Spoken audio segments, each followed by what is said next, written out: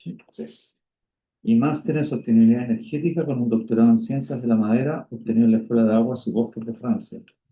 Actualmente en París es profesor asociado a nuestra universidad y su especialidad se centra en la caracterización físico-mecánica de productos forestales y en el desarrollo de tecnologías de vanguardia para la evaluación de biomateriales, con un enfoque avanzado en técnicas no destructivas como la difracción y la fluorescencia de rayos X.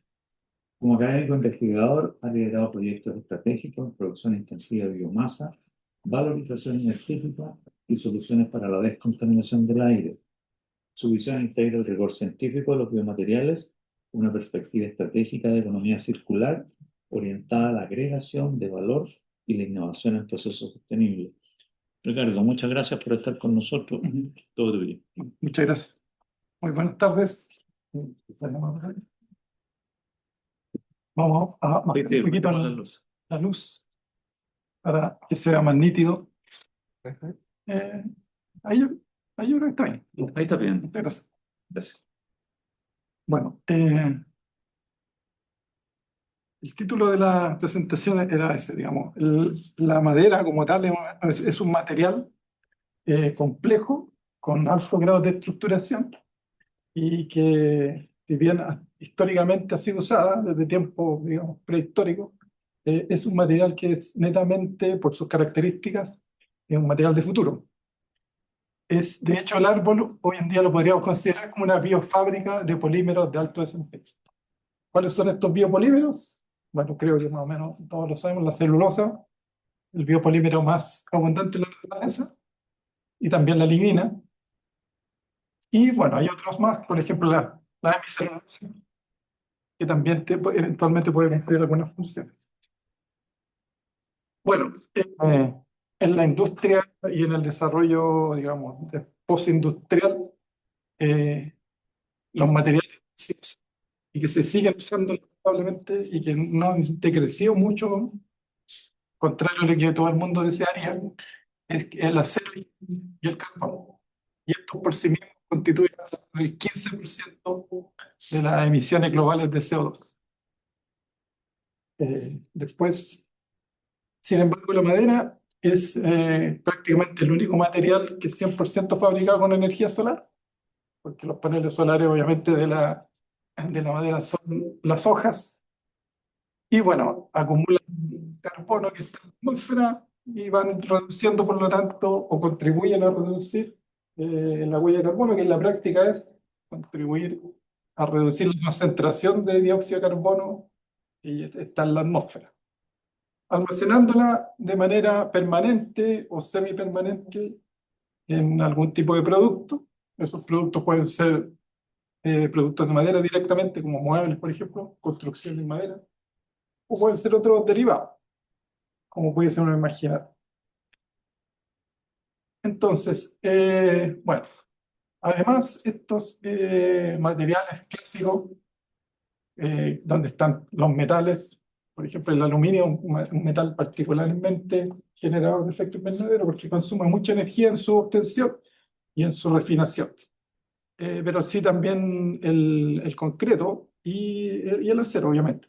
Entonces, esa energía que se utilizan para esos materiales son fósiles, son derivados principalmente del carbón mineral, pero también se requiere muchas veces gas natural y petróleo.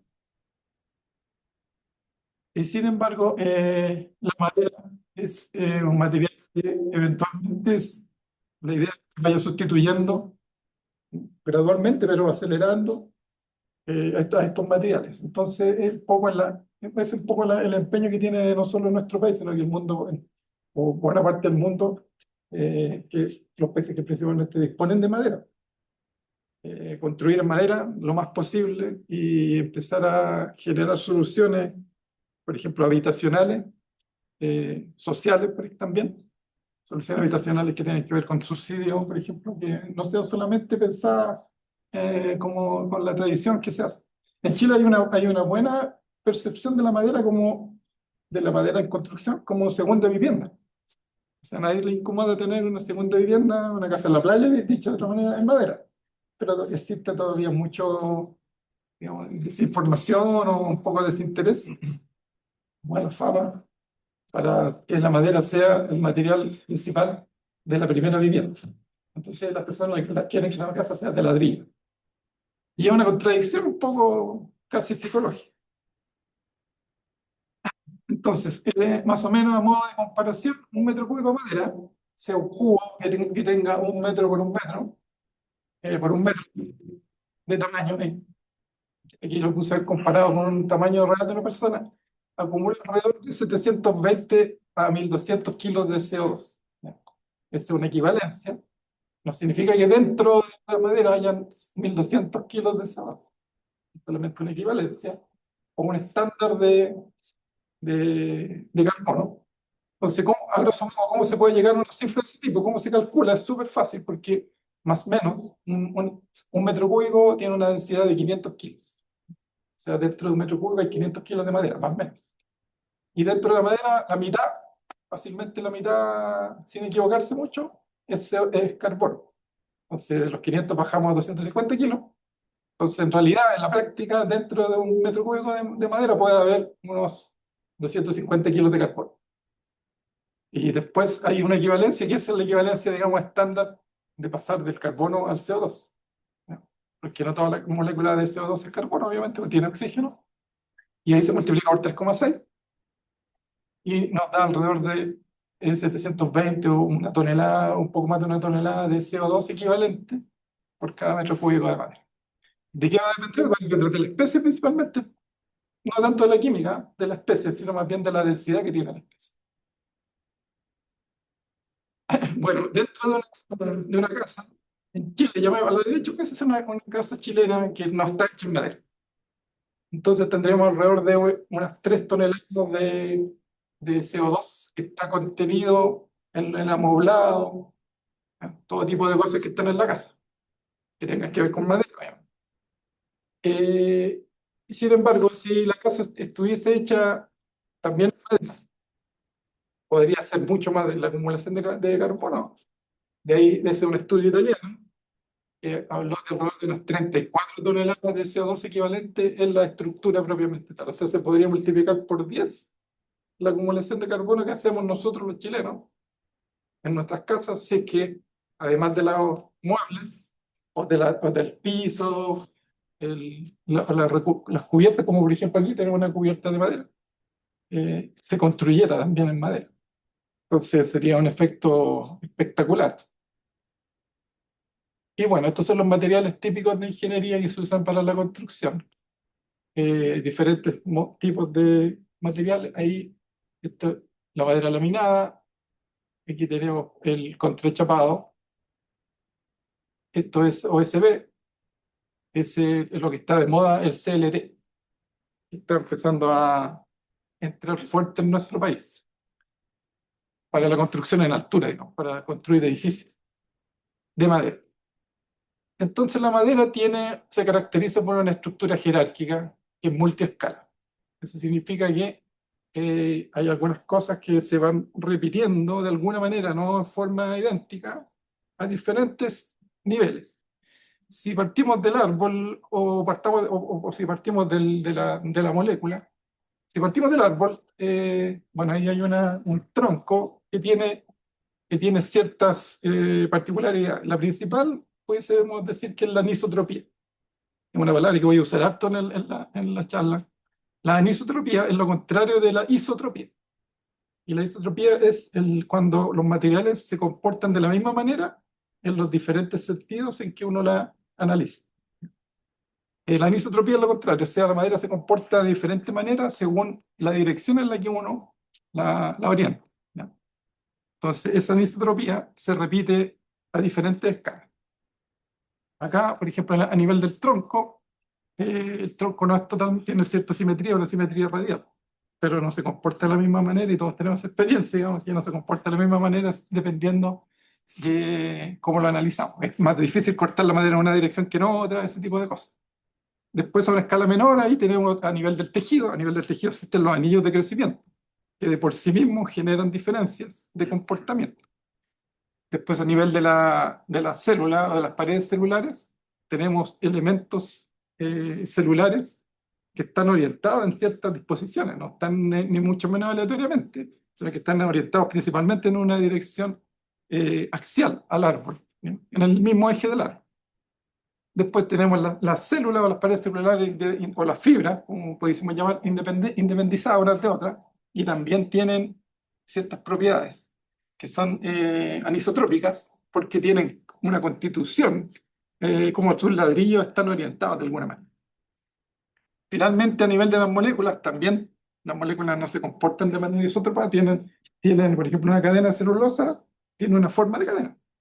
Entonces, su comportamiento, obviamente, en su eje es bien distinto del comportamiento que tiene en la perpendicular a su eje principal. Bueno, acá, esto es lo clásico de lo primero que uno aprende cuando aprende anatomía de la madera, las diferentes partes del fuste, bueno, médula, el xilema. El xilema es la madera, lo que está del cambio hacia adentro, lo que está del cambio hacia afuera, el floema, y más afuera todavía, la corteza. Entonces, corteza, floema, en rigor no son madera. Madera es solamente el xilema. Y bueno, este material, madera, tiene, además de ser anisotrópico como está ahí, tiene una afinidad por el agua, ¿ya? Que de hecho es una de las principales funciones de la madera, es no solo el doble, digamos, es obviamente proveerle una torre. El árbol es una especie de torre donde posicionar sus paneles solares, que son las hojas. Entonces, para construir una torre se necesita propiedades mecánicas, para que la torre soporte, digamos, la mecánica de la gravedad, el viento, todo aquello. Pero adicionalmente, la misma madera y la misma estructura, no otra, distinta, sino que la misma estructura tiene que ser capaz de elevar agua. Es una especie de bomba natural que levanta el agua desde el suelo por capilaridad. ¿Y por qué necesita agua? Porque la fotosíntesis que ocurre en la hoja requiere agua. Esa es, digamos, la razón. Por lo tanto, la madera tiene que cumplir una doble función en forma simultánea. Entonces, esa anisotropía que se repite, que a nivel macro, digamos, cuando uno la ve como anillos, por ejemplo, de crecimiento, que están en cierta disposición. Cuando uno entra a la parte más microscópica, lo vamos a ver como un tejido que está con ciertos capilares, que son las paredes celulares, que están orientadas. Entonces está orientada y está optimizada para elevar agua y está también optimizada para soportar el mismo peso del árbol, el peso de la copa completa. Entonces a la izquierda hay una típica madera de conífera que puede ser un pino o bueno, una araucaria, ese tipo de un ciprés. Y en cambio, a este otro lado hay una latifoliada, que puede ser, no sé, un eucalipto o casi cualquier madera nativa, notofagus, no sé, roble, raulí, coihue, lo que uno más o menos puede imaginar. No son iguales, se parecen mucho, pero tienen una estructura general relativamente parecida. Entonces acá está independizado, digamos, estas son las tuberías que vemos ahí, pero en forma aislada. Más a la izquierda puede ser representar una traqueida, que es la tubería o la fibra típica que tienen las coníferas. En el centro una tráquea, y más acá también hay una fibra que entre esas dos son la madera o el xilema de latifoleada. La latifoleada, por lo tanto, tiene en la posición en que una conífera tiene solamente un tipo de estructura, que sería la traqueida, la latifoleada tiene dos, tiene fibra y tiene tráquea, porque tiene un grado de especialización mayor en términos evolutivos. Y bueno, hay también otro tipo de células que son parénquimas, que son de paredes delgadas, son células que permanecen vivas mucho más tiempo dentro del xilema y que cumplen funciones de movimiento también, de nutrientes principalmente, o de sustancias, digamos, protectoras de la madera en una dirección radial. O sea, como que amontonan materiales hacia el centro del árbol, hacia el centro del fruto. Y bueno, acá hice una representación, intenté por lo menos hacer una representación de manera generativa de una pared celular en sus diferentes capas, digamos, una especie de tela de cebolla así que se fue abriendo, en que se ve que las diferentes capas de la pared celular están conformadas por unas cadenas, digamos, estructurantes, que son las microfibrillas. Las microfibrillas son en el fondo una especie de estructura que no está 100% comprendida en su detalle, eh, de la celulosa, en la manera como se estructura la celulosa dentro de la pared celular, que serían en este caso los bases que están de color blanco. ¿Ya? Esas serían para nosotros las microfibrillas. Entonces, las microfibrillas están, eh, digamos, se estructuran en la parte exterior de la célula viva. ¿Ya? Esa es la pared celular.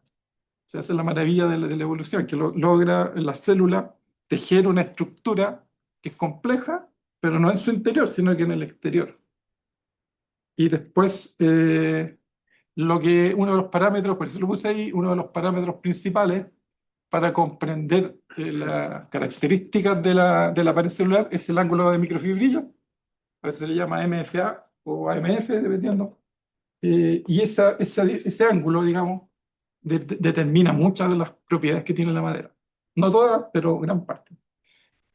Eh, entonces, los otros componentes que están en la pared celular serían lignina y hemicelulosa, que los vamos a ir viendo un poco gradualmente.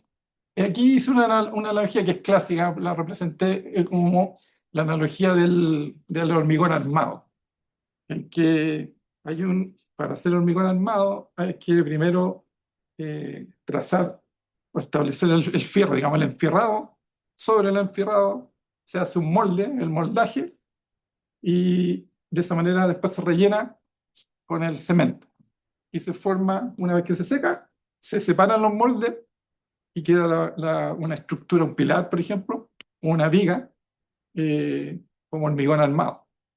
Hormigón porque tiene cemento y armado porque tiene una estructura de metal. La madera es más o menos lo mismo, pero mucho más compleja. Primero, más compleja porque tiene un lumen, que es por donde va a pasar el agua, y donde está la célula, de hecho, cuando la célula existía y estaba viva ahí. Tiene diferentes capas que tienen diferentes propiedades.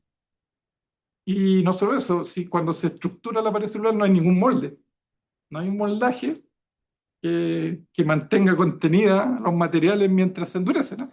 Sino que la célula cuando está viva está tejiendo, es como un poco como tejería una araña su tela, así teje la célula, su pared celular. Y después bueno, ahí está el contenido, ahí está la célula con su contenido celular, y es como una especie dibujé ahí una especie de ventana mostrando la célula viva. Y una vez que se estructura la pared celular, que es como una especie de esa caparazón que fabrica la célula termina muriendo y deja la estructura capilar. ¿Ya? ¿Cómo muere esa célula? Por un proceso de muerte programada, que se llama apoptosis, que significa finalmente que los materiales que constituyeron la célula se empaquetan y se exportan para que sean reutilizadas o recicladas por futuras células. ¿Ya? Entonces, la complejidad es mayor porque hubo que la célula no solamente se encarga de tejer la pared celular, sino que después de que cumple su función, pasa a ser la célula que está en el centro un estorbo, porque se trataba de que pueda fluir fácilmente en la savia. Entonces esa célula se muere de manera programada y recicla sus materiales. Y de tal manera que, ¿cómo se estructura la pared celular? Esa imagen traté de presentar lo mejor posible eh, la estructura enzimática se llama roseta. Probablemente en algún momento la tuvieron que ver. Acá arriba en la imagen hay una imagen real de una roseta, tiene forma como de flor, tiene como 6 pétalos, que lo que hace, que está en la membrana citoplasmática, y que está adherida a un microtúbulo. Los microtúbulos son los grandes olvidados de la biología celular, yo creo. Los microtúbulos son esas estructuras que son como unos rieles que permiten generar movimientos de organelos. Lo típico cuando la única vez que yo recuerdo que me enseñaron bien un microtúbulo en pregrado fue en la mitosis, cuando uno ve que los cromosomas se va cada uno a su extremo. Ahí uno ve que los microtúbulos son los rieles de esa separación. Pero los microtúbulos hacen muchas más cosas. Por ejemplo, dan cierta forma a las células y generan algunos movimientos.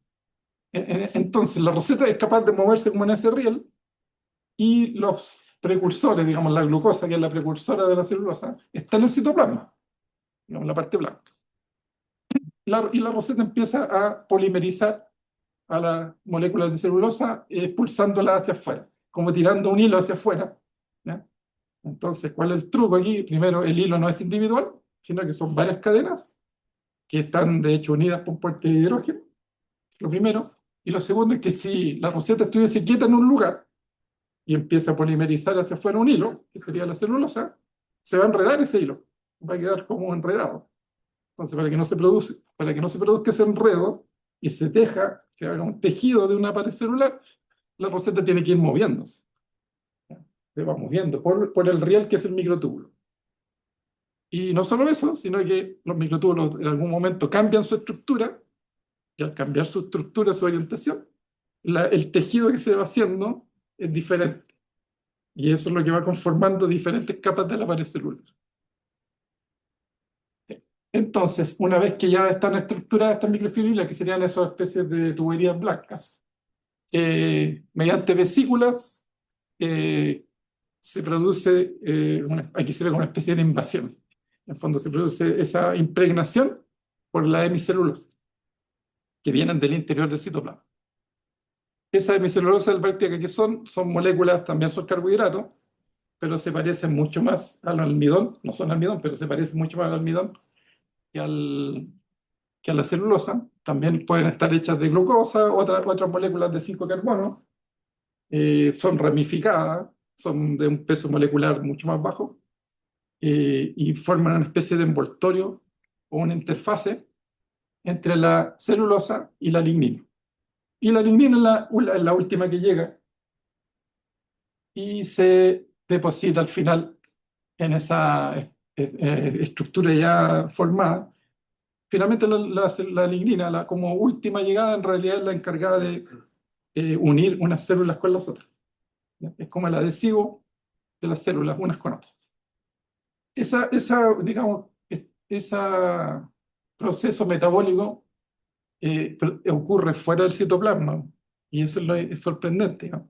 Cómo fuera del citoplasma puede llegar a estructurarse un sistema, un composite tan complejo. Bueno, ahí está de nuevo detallado. La celulosa, la hemicelulosa, que también se llama poliosa, y la lignina. Y bueno, de esa manera hay árboles que pueden tener estructuras sumamente, digamos, mecánicamente resistentes. Ahí sale una imagen de una secuoya que es comparable a la Torre de la Libertad, digamos, a la Estatua de la Libertad, perdón. Y de hecho hay árboles más grandes que eso todavía. Hay árboles que llegan a los 105 metros de altura en Australia, los eucaliptos, algunas variedades de eucaliptos. Pero bueno, ¿cómo hace la madera para competir en forma tan eficiente? Si se fija, finalmente son estructuras bastante esbeltas los árboles. O sea, no requieren una gran base. Y ahí hay ejemplos, digamos, de estructuras en madera que son históricas. A la izquierda hay una torre de radio que está hecha en madera, 100% en madera. Bueno, las conexiones no, pero toda la parte estructurante es madera. Y 100 metros de altura, bastante antigua. Acá hay una especie de pagoda que está en China específicamente, que tiene alrededor de 70 metros. Y son piezas, digamos, estructuras históricas antiguas.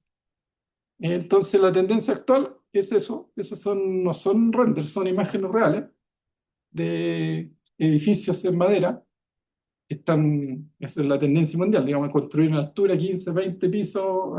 Hay planes de construir edificios más altos que eso todavía. Y bueno, ahí esto tarde o temprano, gradualmente, va a llegar a Chile. De hecho, han habido algunos experimentos de 5 o 6 pisos en Chile, que todavía por ahí están en algunas partes distribuidos. No necesariamente son 100% madera, ¿eh? Esto puede ser eventualmente una estructura híbrida con metal, madera, pero principalmente, obviamente, sería la idea que sea con esta. Este es digamos, un ejemplo que ya ha estado un poco lento este desarrollo. Esta imagen debe de unos 5 o 6 años ya, de un proyecto habitacional grande, edificios de 7 pisos, por lo tanto son con ascensor. 4 pisos sin ascensor, al quinto piso hay que obligatoriamente poner el ascensor. Entonces necesariamente tiene que tener una caja de ascensores en la comuna de San Joaquín. Entonces está ahí, probablemente se construya, pero bueno, habrá que esperar hasta poder verlo porque no está todavía desarrollado. Bueno, les paso aquí un poco a presentar lo que hacemos en el departamento. Acá hay algunos ejemplos de análisis histológicos y de arqueología.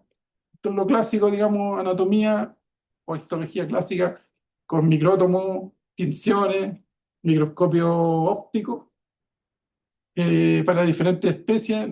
Y muchas veces, o la mayor parte de las veces, no es que uno vaya a la especie a buscar hacer cortes, sino que muchas veces son piezas de arqueología, se construye algo, por ejemplo, que en Santiago se encuentran piezas de madera, de inmediato tiene que ir un arqueólogo, y el arqueólogo tiene que averiguar de qué se trata, y se mandan acá y se analizan las muestras acá. Otra cosa es, por ejemplo, hacer microanálisis cuantitativo, pero sin hacer histología. Se parece, pero no es igual, en el sentido de que esa imagen que ustedes ven ahí no está obtenida primero con un microscopio, está obtenida con una lupa y no está hecha a partir de un corte de micrótomo y tampoco está teñida. Es solamente una madera que está, llamémosle, hiperlijada. O sea, está lijada a grado extremo, que llega a ser un brillar de tan bien lijada que está. Una vez que está lijada, se ilumina en forma correcta y se toma una imagen y uno puede hacer análisis anatómicos cuantitativos, porque las paredes celulares, ese color que está ahí, café, es el color natural de la madera. ¿No? Y el lumen no es que haya una iluminación desde atrás, sino que el lumen sencillamente está reflejando la luz que le está llegando desde arriba. Y bueno, ahí hay un análisis de densidad, se ve un cambio de anillo que se ve reflejado abajo, como los tonos que tiene la imagen. Por lo tanto, esto abaratería mucho y simplifica mucho el procedimiento de análisis, porque, bueno, hacer microtomía es un trabajo lento y tedioso. Bueno, también está la profesora que está acá presente, la profesora Consuelo, que trabaja en temas que tienen que ver con ya a nivel más de una escala inferior, que serían nanocristales y nanofibras de celulosa. Entonces, en la práctica, ¿qué desarrollos se están haciendo? Uno sería la producción o la investigación en adhesivos que se basan en adhesivos naturales, llamémoslo, que no utilizan la química del petróleo en su producción, sino que la misma celulosa, de los mismos materiales lignocelulósicos que pueden ser forestales o agrícolas, para la producción de este tipo de adhesivos. A mano derecha están unos bloques que son bloques que están hechos principalmente bueno, del sustrato, un sustrato que puede ser un residuo agrícola o un residuo forestal, al cual se inocula, digamos, con hongos específicos y se constituye una estructura de baja densidad y de propiedades interesantes. ¿Qué propiedades, por ejemplo? Propiedades aislantes, que son un poco esponjosos, llamémosle, o de baja densidad, y que eventualmente, y esa es la idea, puedan competir favorablemente con, eh, con productos que son comerciales, estandarizados y que son derivados del petróleo. Como por ejemplo ahí tenemos el famoso panel SIP, que tiene, claro, es cierto que tiene madera o tablero, es como un sándwich, pero en su interior tiene EPS o poliestireno expandido. Y el poliestireno, la plumavit, llamémosla en Chile, la plumavit es un derivado del petróleo. Entonces está en todas partes la pluma cierto, pero ojalá estuviese más competida, digamos, por este tipo de desarrollos. Bueno, en lo que yo trabajo particularmente en caracterización biomecánica y química a un nivel multiescala, digamos, a diferentes niveles. Este tipo de caracterización es importante porque el árbol se enfrenta estratégicamente a estas fuerzas durante todo el desarrollo de su vida, digamos, y evolutivamente siempre fue así. Por lo tanto, la madera de alguna manera está optimizada evolutivamente para constituir esta torre con sus paneles solares.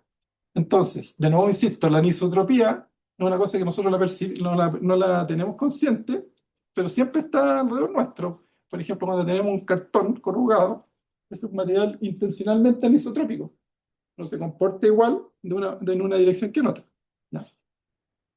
Traje una muestra acá de un material que encontré en mi oficina recién. Este es una especie de lo que puede estar en las puertas muchas veces como un aislante, y es un material anisotrópico. Entonces, la demostración que quería, se me estaba olvidando, pero bueno, el asunto es que si está más o menos de acuerdo que si yo la trato de presionar así, va a ser relativamente fácil. Y si la trato de presionar así, también probablemente un poco más difícil, pero comparable con la otra. Sin embargo, si la trato de presionar así, es bastante difícil comprimirla. Entonces, sin embargo, el cartón es más o menos igual en todas las direcciones, por la manera como se estructuró lo que le dio la anisotropía.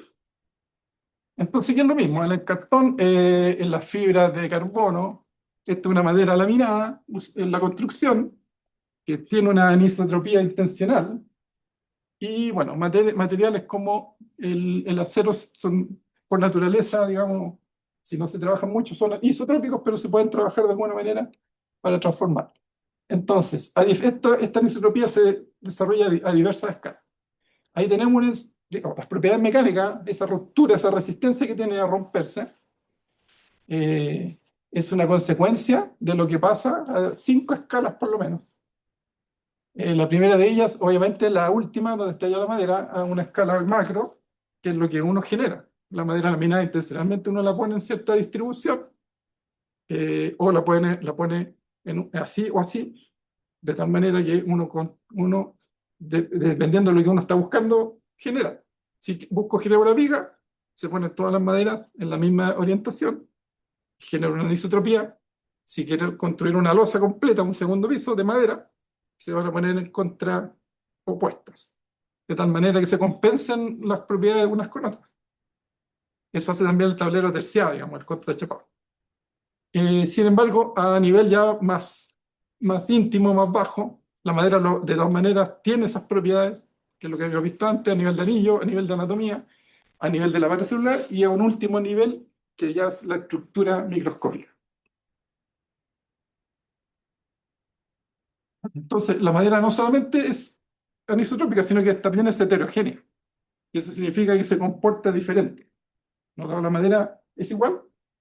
Hay variaciones entre especies, obviamente, no todas las especies son iguales. Dentro de la misma especie, no todos los árboles son iguales. Dentro del mismo árbol, no todos los años son iguales. Porque el árbol al principio tiene cierta estrategia de crecimiento más rápida, que genera consecuencias, después crece más lento, genera otras consecuencias. Y también tiene variación intraanual, o sea, dentro del mismo año hay una zona diferente de otra, que es la zona de madera temprana, de madera tardía, lo que da la forma al anillo. Entonces, ¿cómo se estudia esto? Se estudia, por ejemplo, con radiografía digital, que es sencillamente como la radiografía clásica, pero digital. En vez de ser un film, es un resultado numérico, llamémoslo, que está en un computador. Y uno puede hacer mapas completos de la muestra.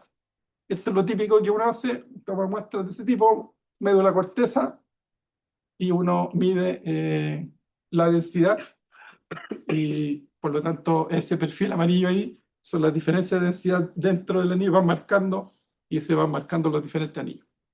Entonces uno puede saber un montón de cosas respecto a las estrategias que utilizó el árbol dentro de su desarrollo. Uno puede hacer mejoramiento genético con este tipo de información, y bueno, puede caracterizar a un alto nivel, a un alto nivel de especificidad cierta madera. Es relativamente sencillo, sí, ¿ah? O sea, hacer en citometría, como la vimos ahí, es como hacer radiografía, no tiene mucha diferencia. Hay otra técnica que la usamos también, es de microXRF, que es hacer la composición química. Lo encontré ahora en la muestra con madera, encontré solamente ese que quizá también refleja fácilmente, hay una hoja, hay diferencias químicas en la hoja. Eso es lo que hace la XRF, que es fluorescencia de rayos X. Me habla de la composición química elemental. O sea, en el fondo me dice en la tabla periódica qué elementos de la tabla periódica están en cada píxel. ¿No? Y eso se puede hacer, bueno, nosotros hicimos un paper que intentó hacer eso, pero no en 2D, sino que hacerlo en 3D. ¿No? Sino que ver, no, ver esa hoja, por ejemplo, si uno la pone a rotar, ver cómo está conformada realmente por el otro lado, por ejemplo, o en profundidad en su interior, que no necesariamente es igual al exterior. ¿No? La 13, profesor. Ya, gracias. Entonces, la otra cosa que hacemos es difracción de rayos X. Quise poner esta imagen, esta es una imagen clásica. No sé si alguien la había visto, esta imagen alguna vez, ¿le suena? Es una imagen famosa, como el pie de Neil Armstrong en la Luna, que uno ve ahí en la huella. Esta es una de las imágenes más conocidas de la ciencia, y esa es la imagen una de las primeras imágenes del ADN, de difracción de rayos X del ADN. Entonces, los especialistas, al mirar eso hoy en día, esa X, saben que es una doble hélice, pero en esa época no se sabía y se sospechaba, y se encontró finalmente, gracias a esta imagen, que fue robada y que tiene toda una historia, y vale la pena que las personas la conozcan por el tema del feminismo. Fue una imagen que le significó a su autora no recibir el premio Nobel, morir de cáncer y haber sido robada de su imagen para otras personas que sí se ganaron el premio Nobel. Entonces, eso mismo en la madera también existe. Lo que sí, obviamente, que la madera no forma una doble hélice, no es ADN, y esa es el micro, la unidad mínima cristalina de la celulosa. Hoy en día se sabe que son 18 cadenas, que son esos cuadraditos amarillos. Se sabe más o menos gracias a estos análisis de rayos X, que tiene zonas que son, ¿cómo son? Digamos, hidrófobas, otras que son hidrofílicas y se van uniendo, permiten, digamos, atraerse unas con otras, y así sucesivamente. Entonces, esa estructura anterior, que con esas 18 cadenas de celulosa, tienen periodicidad. La periodicidad más evidente en una cadena de celulosa es que hay una unidad de glucosa, después le sigue otra, después le sigue otra, varios miles, que se vuelven a repetir siempre la misma unidad. Entonces, esa repetitividad es la cristalinidad. La más evidente sería esa, pero tiene cierta repetitividad también en la dirección, digamos, contraria al eje. Y eso es lo que se muestra acá. Esto es relativamente conocido desde hace 50, 60 años, pero han ido cambiando, han ido un poco modificándose algunos detalles, algunas distancias intermoleculares, intercapas, digamos. Y bueno, estos papers son de 2023, 2024, de investigar, digamos, obviamente, a un nivel de implementación de muy alto costo. Lo que hacemos acá es, en el fondo, aprovechar este tipo de imágenes para estudiar lo que yo les decía antes, el ángulo de la microfibrila, que en el fondo la disposición que tienen las cadenas de celulosa dentro de la pared celular. Esto, por ejemplo, cuando uno ve esa imagen de difracción, un especialista inmediatamente va a decir eso es madera. ¿Ya? La reconoce. O podría decir eso es bambú o algo parecido, digamos. No necesariamente madera, pero algo que se le parece. Y ahí están los planos cristalinos que generan las diferentes señales. Entonces, nosotros en este momento estamos trabajando con una muestra completa que tiene alrededor de 100.000 patrones de ese tipo. Son 10.000 imágenes de difracción de rayos X de la misma muestra, pero en diferentes posiciones.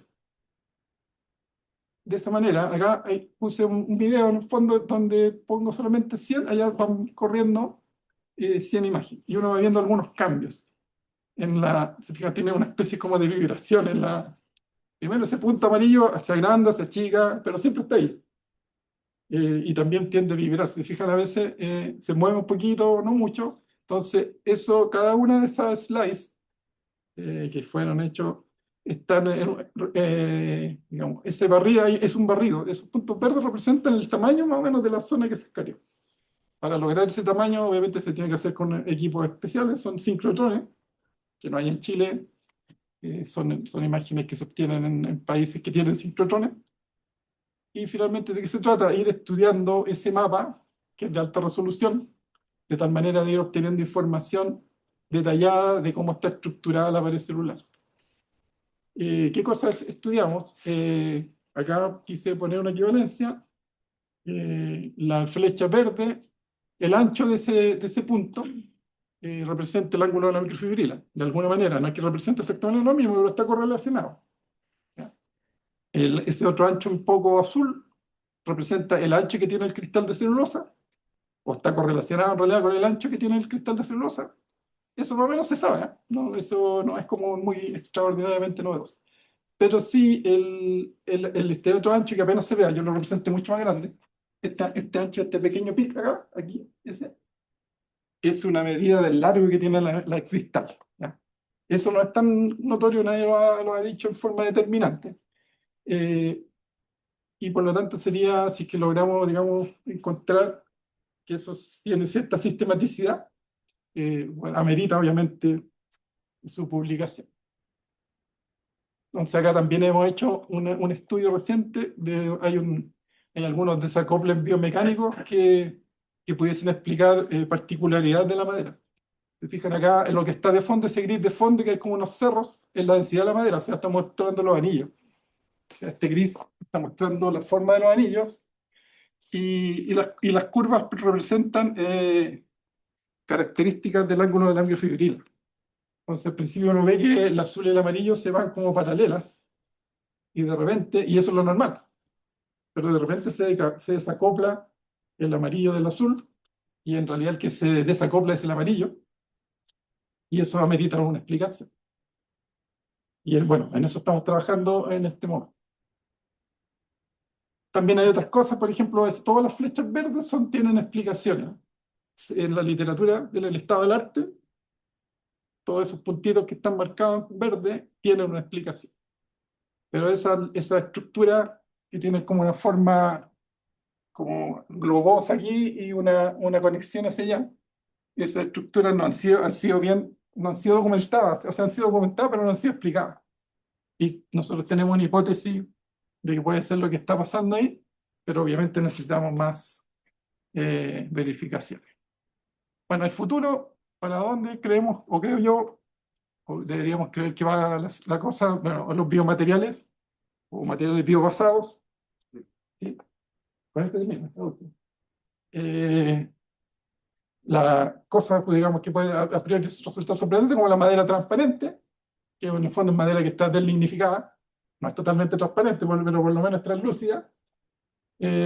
Y maderas que tienen, digamos, lo que se llama, a veces se le llama un poco en forma propagandística, la supermadera, que es una madera que tiene propiedades mejoradas mediante, por ejemplo, densificación. O sea, aumentarle notoriamente la densidad, los 500 kilos que puede tener, 500 kilos por metro cúbico que tiene la madera, aumentárselo a 1200 kilos, cerca de 1500 kilos por metro cúbico, y eso le mejora dramáticamente las propiedades mecánicas. Era eso. Muchas gracias.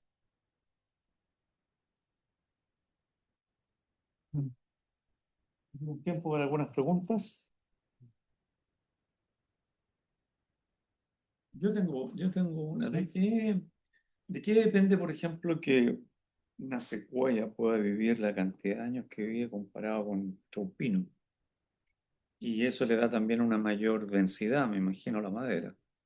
No No necesariamente. necesariamente. Sí, no necesariamente. O sea, por ejemplo, en Chile tenemos nuestra especie vive mucho, bueno, hay varias, pero la principal es la alerce. Exacto. El alerce es tan, digamos, resistente a la pudrición que pueden encontrar minas de alerce, llamémosle, o sea, alerce que está enterrado desde décadas atrás. Entonces, ¿qué lo hace tan durable y tan resistente a la pudrición? Principalmente, algo de lo que aquí no hablé, que son las sustancias extraíbles. entonces que se llaman celulosa, hemicelulosa y lignina, son compuestos, son polímeros que son estructurales, o sea, que forman la pared celular. Los extraíbles se llaman extraíbles porque se pueden extraer. ¿Y se extraen cómo? Se extraen con agua, que es un buen solvente, o con algún tipo de solvente diferente, más complejo, o con agua caliente también. Entonces, esas sustancias extraíbles son, en el fondo, el árbol se autoimpregna, lo que significa que empieza a acumular estas sustancias que son, de alguna manera, tóxicas para los patógenos. Y eso es lo que nosotros le llamamos el duramen. ¿Ya? El duramen, la parte roja o central, o el pellín, digamos, el pellín del árbol, que realmente técnicamente es el duramen. Entonces los patógenos hace a la madera más resistente a esos patógenos. Entonces hay especies que son extremadamente eficientes en estos temas o intensos, más que eficientes, son intensos en el tema de duraminizar. Entonces uno empieza a ver especies que tienen que tener un color para que sea un color profundo, un color rojo, el alerce, un color rojo intenso. Eh, Sin embargo, pino, por ejemplo, pino radiata. ¿En qué momento uno ve un pino radiata que sea rojizo? Rara vez. O sea, se podría encontrar aún, pero tendría que ser un sobreviviente, un pino de 50 años, ¿no? Es decir, cosa que es raro encontrar un pino de 50 años, en nuestro país por lo menos, porque siempre va a ser cosechado antes. Entonces no alcanza a duraminizar. Por eso es que su resistencia en ese periodo, antes de duraminizar, su resistencia al ataque de patógenos es menor. Es un poco, explica la situación. Yo le quería preguntar sobre el aspecto de los nudos, porque se habla mucho del tema de usarlo de la madera en Mm. construcción, pero una cosa que siempre se encuentra en tabla y en material de madera es Sí, el nudo, que es el punto donde por lo generalmente se quiebran las sí, estructuras. Entonces como que me choca un poco porque el nudo debe tener como la dirección de la fibra sí, en diferentes sentidos. Y eso me imagino yo que debería dar una mayor resistencia, pero siempre es como el punto de sí, más estrés de la sí. madera. El nudo genera dos fenómenos. Uno es que desvía la fibra en su entorno, digamos, en su vecinaje, Ujú. la fibra del fuste queda desviada. Por lo tanto, y esa desviación necesariamente lleva consigo una disminución de propiedades. Ahora, eso por sí mismo, digamos. Ahora, el nudo por sí mismo, o sea, ese es el alrededor. El nudo por sí mismo significa una madera que está orientada en otra posición, en otra dirección, que el nudo es el vestigio de la rama, digamos. Entonces, si el fuste es vertical, la rama va a tener tendencia a ser más bien horizontal, y esa madera que está en el nudo, en la madera, tiene esa orientación horizontal. Y por lo tanto, sus propiedades son diferentes o están orientadas de manera diferente, lo que significa que eventualmente el nudo no lo puede interpretar como un hueco, como una zona donde no hay madera. ¿Qué pasa? Yo no hablé de este tema porque finalmente el nudo tiene solución. La solución es simple, que significa extraer los nudos, o sea, trozar madera de tal manera de ir obteniendo zonas libres de nudo y después volver a unir esos trocitos mediante una tecnología de uniones de punta que se llaman los finger joint. Es una tecnología súper dominada, que lo que a uno le genera un poco problemática es el costo, porque le estamos añadiendo un costo extra al producto, que significa haber trozado, haber vuelto a unir el adhesivo, las prensas, todo aquello. Pero tecnológicamente la unión, digamos, la tabla reconstituida mediante uniones Finger, tiene propiedades casi tan buenas como hubiese tenido la tabla sin nudo de origen, ¿te fijas? Entonces es un tema finalmente netamente de costo-beneficio. Nuestro país en general, y ese es un poco, quiero decirlo así, súper franco, el problema de la ingeniería forestal en Chile es que la empresa chilena, la propietaria de los grandes plantaciones, no tiene una fuerte orientación a producir madera. Su orientación es producir celulosa. Y eso lleva consigo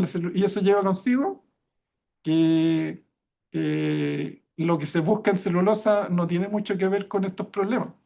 Tiene un poco, sí, pero por ejemplo el problema de los nudos no es tanto problema en celulosa, por lo tanto, en gran parte nuestro país no realiza podas de sus plantaciones. Es poco lo que se realiza en podas, cada vez menos, de hecho. Entonces, eso significa que la madera es nudosa en Chile, porque se poda poco. ¿Y por qué se poda poco? Porque la orientación de la gran empresa propietaria de casi todo el recurso, por lo menos el recurso plantado o los bosques artificiales, está orientado a celulosa, a pulpa de celulosa. O sea, ahí buscan la química, no las propiedades mecánicas como las que hablamos acá. Y eso, bueno, ¿por qué digo que es un problema del sector forestal? Porque finalmente significa grandes inversiones y poca empleo. Y además me imagino que debe faltar como una política a nivel gubernamental en la cual uno puede utilizar madera. Si tú piensas en países como Finlandia, donde Sí, utilizan abeto blanco para construir y las casas te duran 200 años si tú sí, quieres, pero acá en el fondo con pino tampoco sí. vamos a poder avanzar mucho en una construcción sólida, digamos, si la queremos comparar contra lo que tú mostrabas al principio. Sí. O sea, en Chile hay una política explícita de orientarse hacia porque se sabe de los beneficios, digamos. El tema es que finalmente uno puede hacer una política bien estructurada, pero si el recurso forestal está concentrado en grandes empresas, ¿cómo hacer que esas grandes empresas que hacen sus inversiones y que las piensan rentabilizar 50 años desde que construyen la planta de celulosa hasta que piensan que la planta de celulosa ya está cumplió su vida útil, van a pasar 50 años o más? Entonces es difícil ir contra esa situación. Entonces uno va diciendo, entonces, hay otros recursos, porque en Chile hay alrededor de 2,5 millones de hectáreas de plantaciones, digamos, de bosques artificiales, y hay alrededor de 14 millones de hectáreas, o sea, mucho más de bosque nativo. Y el bosque nativo es justo lo opuesto, digamos. El bosque nativo está disperso en muchas propiedades pequeñas, gente que no tiene esa capacidad ni técnica, ni financiera, ni de conocimiento, ni de interés finalmente. Y estamos siempre con esa especie como de gran potencial de 14 millones de hectáreas de bosque nativo, que son maderas de mejor calidad, que crece no tan lento como uno cree, y que no todo necesariamente, y que está muy bien protegido, pero que todavía hay mucha superficie que está en un régimen que puede ser perfectamente comercial. Pero ese sí, ese es un tema difícil también porque el país, bueno, puede formular políticas, pero si estas políticas no están financiadas claramente, con continuidad, porque esto no son cosas de un año, ni 2, 3 años de un gobierno, son políticas que deben ser a décadas. Nosotros en Chile perdemos un poco la perspectiva porque nuestras plantaciones se plantan y hasta que se cosechan pasan 20 años. En otros países eso es 80 años. Entonces, esa perspectiva de largo plazo, yo creo que nuestro país no la tiene realmente, pese a que formule muchas veces políticas. Eso. Por allá había una pregunta, Roberto. Ah, sí, iba a preguntar algo. Sí, sí. Entonces, como tal, el problema es que al menos varias empresas como que no intentan innovar y solo se dedican a ¿No? centrarse en la celulosa, algo así. Sí, pero innovan mucho. Lo que pasa es que innovan dentro de un marco, dentro que no- de una especie de, llamémoslo así, en términos como de filosofía de la ciencia, el paradigma chileno, digamos, lo que engloba, lo que se hace y lo que no se hace, es la celulosa. Si los precios de la celulosa están buenos, que no han estado buenos estos últimos años, las empresas no van a salirse, o sea, están haciendo su buen negocio. Es como el precio del petróleo. Si el precio del petróleo está bueno, están todas en eso. Entonces las empresas que ya tienen sus inversiones, que las empiezan a rentabilizar durante largas décadas, si es que a menos que el precio de la celulosa se vaya al piso eh, y que haga que los negocios no sean rentables, no se van a cambiar de su negocio actual. Ahora, hacen investigación. Yo sería injusto que dijera que la gran empresa no hace innovación. Sí, sí hace, pero hace en ese marco paradigmático de la celulosa.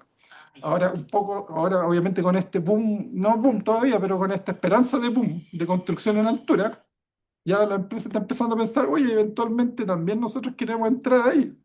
porque si no entran ellos, entonces ¿quién? Pues si son ellos los dueños del patrimonio, de la madera, digamos. Pero una cuestión que yo creo que en este momento yo pudiese decir, sin temor a equivocarme mucho, que la empresa está en una situación más bien de especulación con respecto a estas otras aplicaciones. O sea, ellos son, así dicho en buen chileno, son pulperos o de celulosa, digamos. Y no se van a mover mucho, y han demostrado que no tienen muchas ganas de moverse de ese marco. Quizás un poco, pero no mucho. Ah, como que prefieren especializarse en algo en vez de entrar a otros mercados. Sí, pues, digo, hasta que mientras usemos papel, cartones, mientras usted necesite cartón, papel, eh, la empresa no se, el precio va a estar de la celulosa va a estar bueno. Por lo tanto, no hay mucho incentivo a salir de ahí. Ahora el pino, a pesar de que comparativamente en el mundo uno puede decir que es una especie de no grandes propiedades mecánicas o de otro tipo, es suficiente como para que si se trabaja a un buen nivel, cumpla estándares suficientes como para construir.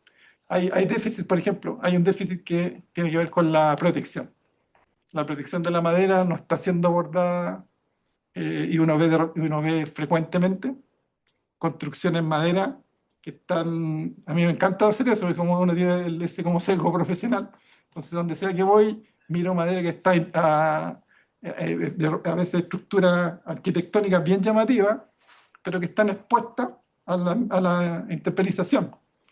Y eso es muchas veces llamativo en los primeros años, porque al arquitecto le gustó, se ve bonito, pero la madera no se lleva bien con el sol y no se lleva bien con el sol y con la lluvia juntos.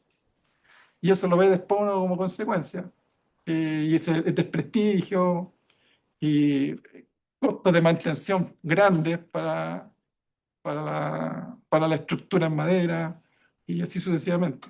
Pero es un problema arquitectural que tiene solución. No sé si alguno de ustedes como conoce Sewell, el campamento minero que está de Rancagua, el mineral El Teniente. Es un campamento minero construido a principios del siglo XX y queda una pequeña parte, solamente son edificios, 4 pisos más o menos, que eran donde vivían, digamos, los mineros en esa época. Y todavía están ahí, están parados y están impecables. Bueno, tienen mantención. Y uno los ve y no se da cuenta que son de madera. Si a uno no le dicen que son de madera, uno no se percataría que son de madera. ¿Por qué? Porque la madera está protegida de la intemperie. ¿Ya? En cambio, bueno, uno ve mucho, de hecho acá también tenemos, si ustedes van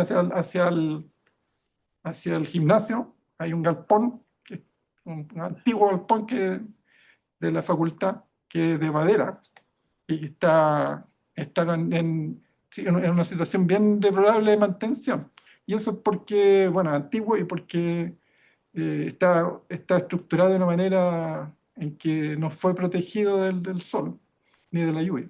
Pero bueno, eran los conocimientos que habían en los años 1960, que fue cuando se construyó. Ok, en honor a la hora te Bueno, doy las gracias. muchas gracias. Agradecemos tu presentación. Vamos a dar un cafecito, así que cualquier pregunta pendiente que queda, por favor, nos acercamos al expositor. Así que muchas gracias, Ricardo. Gracias.